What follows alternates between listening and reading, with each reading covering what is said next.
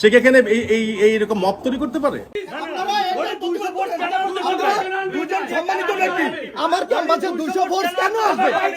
সে কি এখানে এইরকম মব তৈরি করতে পারে? আমি তো এখানে চাকরি করতে 1 মিনিটও রাজি না।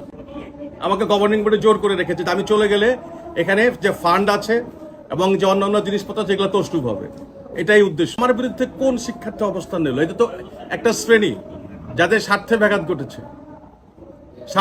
ঘটেছে। যেমন স্বার্থ বলতে এখানে যে কেনা কাটা সবকিছু স্বচ্ছভাবে হচ্ছে, একদম স্বচ্ছভাবে হচ্ছে। যে চাইলে তো কোনো কিছু পারছে না, ছাত্ররা নিয়ে আসতেছে, তাকে ফ্রি আপনার ফর্ম ফিল আপ করতে দিতে হবে, তাকে বাকি রেখে ফর্ম ফিল আপ করতে দিতে হবে, তাকে নানা ধরনের এক্সট্রা সুবিধা দিতে হবে। এগুলো তো বন্ধ। আমি থাকা অবস্থা এগুলো করতে দিব না, কারণ বিশেষ পরিস্থিতির মধ্যেই কিন্তু আমাকে তারা আমাকে এখানে নিয়ে এসেছিল।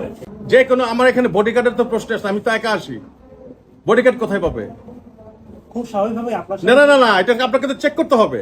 একটা প্রশ্ন করলো আপনি বিশ্বাস করলেন, আপনি দেখেন যেখানে কোনো বডিগার্ডের কোনো সুযোগ আছে কিনা। এই যেখানে যে কোনো শিক্ষককে জিজ্ঞেস করেন আমার এখানে বডিগার্ড আছে, সে এখানে এইরকম মব তৈরি করতে পারে? পুলিশ আসছে, তাদের বিরুদ্ধে কথা বলছে, পুলিশ কেন এখানে আসবে? এরকম পরিস্থিতি সৃষ্টি করলে পুলিশ আসবে না? পুলিশের দায়িত্ব আছে না আইন শৃঙ্খলা পরিস্থিতি নষ্ট করার চেষ্টা করতে।